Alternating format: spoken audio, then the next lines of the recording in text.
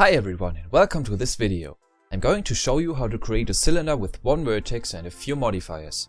We will use the circle I showed you in another video as our starting point. So if you haven't seen that, check that out first, the link is in the description. Let's start with the basic circle that has no faces. For this one we add a screw modifier to the object to extrude the existing edges to get the height of the cylinder. Set the angle to 0, the steps to 2 and deactivate smooth shading. With the screw value you can now define the height of the cylinder.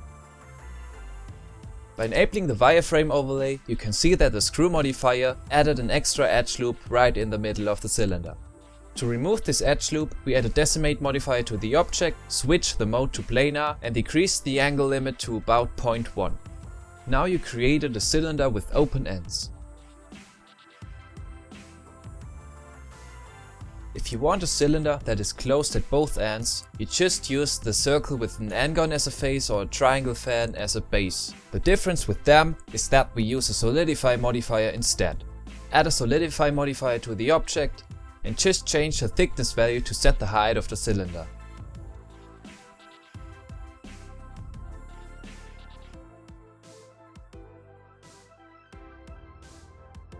Now you can play around with the values of the modifiers to get different looking cylinders. That's it for this video. Tell me what you think in the comments down below and stay tuned for more. Bye!